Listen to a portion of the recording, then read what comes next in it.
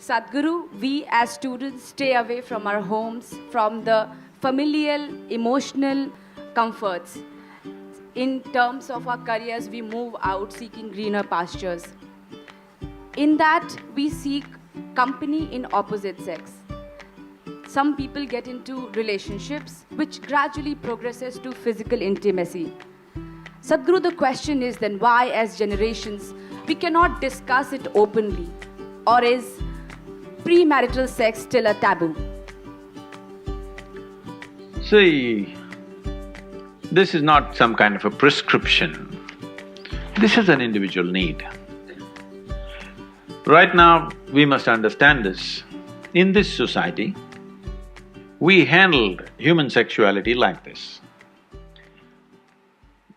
Before a girl attains puberty, they are named. This is the boy you're going to marry at the age of 6 or 7. They don't marry, but they keep telling him, your uncle's son, this guy, you're going to marry him, you're going to marry him. They're telling him, you're going to marry her. So they have not seen each other, they have not met each other, they have nothing going, but emotionally they're being bound. Before they touch each other physically, they want them to be emotionally bound in a strong way. So this is the technique of the culture, how they dealt with it. So when you become or attain to your puberty, when your body blossoms into certain possibilities, now your emotions are already with somebody. So you handle your body, you don't go wild because your emotions are already attached to somebody. So by the time they're 15, 16, the girl gets married. By the time they're 17, 18, the boy gets married. They get into agriculture or business or whatever, their activity. So one important aspect of the life of the youth is settled. One thing is emotion, another thing is a physical requirement. Both are settled at an early age. And of course, those days children came within a year or 2 years, so they got engaged and they got busy and life went on, all right? Today, our lives have changed because by the time you finish education, most people are minimum 24, 25 years of age. PhD means 30, what, 35? I don't know what It depends how kind your professor is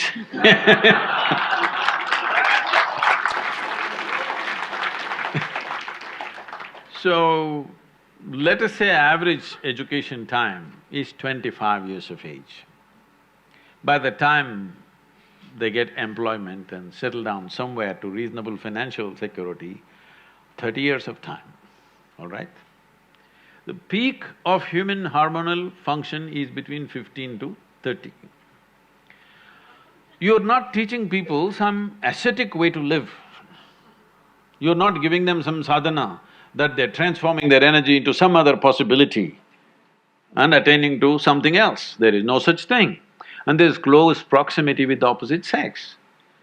If you don't want to address it, then you will create an unhealthy society, very unhealthy society, which unfortunately is finding expression in violent ways in our society because we've not addressed the fundamental needs of a human being.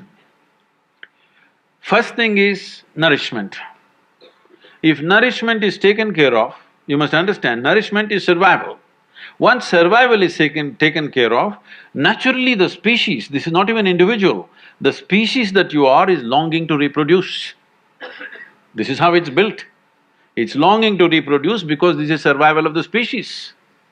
If people don't reproduce, there is not going to be human race, isn't it?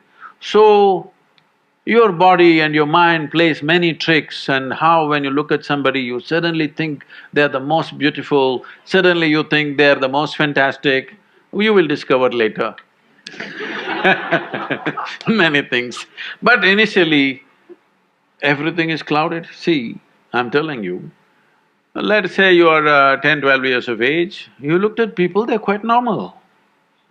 Suddenly you became 14, every little bump on somebody's body is a world by itself simply because your hormones begin to influence everything.